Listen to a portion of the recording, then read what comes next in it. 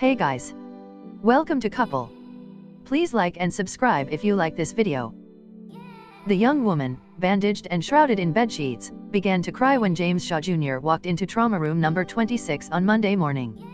Then, as the woman's father drew near, one of Vanderbilt University Medical Center's surgeons spoke up. "Have you met James? James saved a lot of lives." The men embraced, crying, the woman's father clapping James Shaw Jr. on the back. "Thank you," the older man whispered to Mr. Shaw, who a day earlier wrested an assault rifle from a man who opened fire at a Waffle House restaurant just southeast of downtown Nashville early Sunday. The rampage left 4 people dead. The police, as well as other customers in the Waffle House, quickly praised Mr. Shaw as a hero for preventing even more bloodshed. "I'm not a hero. I'm just a regular person," Mr. Shaw said a few hours after the shooting, a sentiment he repeated in talk show appearances Monday morning. Later on Monday, he slipped into Vanderbilt's trauma unit, visiting 2 women who survived the shooting. He spoke to them softly and stayed perhaps 2 or 3 minutes in each room, deflecting any talk of his bravery.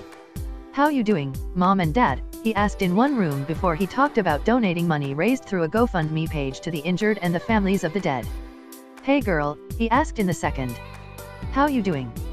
Through their quiet tears, it seemed, the patients could only whisper back. But for Mr. Shaw, 29, the most striking moment was his exchange with the young woman's father. "I'm a father, and we had a father moment when we saw each other," Mr. Shaw said afterward in the lobby, where one woman approached him for a selfie. "If you can imagine, actually, your child being there and meeting the person who saved their child, it was very touching." He was encouraged by the progress of the patients. "I'm glad that they're still alive, but what I really want to see is when they're back on their feet and their normal lives and everything," he said. On Monday, Mr. Shaw, who suffered a graze wound from a gunshot and a second-degree burn on his hand when he grabbed the barrel of the rifle, took his own incremental steps toward recovery. During his visit to Vanderbilt, a burn specialist treated the large blister that had formed beneath the gauze on his right hand. Before Dr. Callie M. Thompson cleaned the wound, Mr. Shaw's best friend, Brennan McMurray, who moved people to safety during the rampage, offered a quick admonition. "You're gonna have to man up right now," Mr. McMurray told his friend since middle school.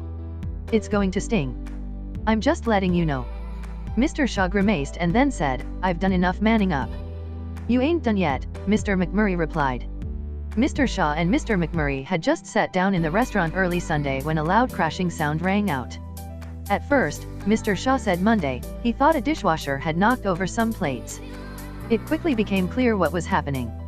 Bullets pierced the restaurant's windows. A man collapsed onto the floor. Waiters ran.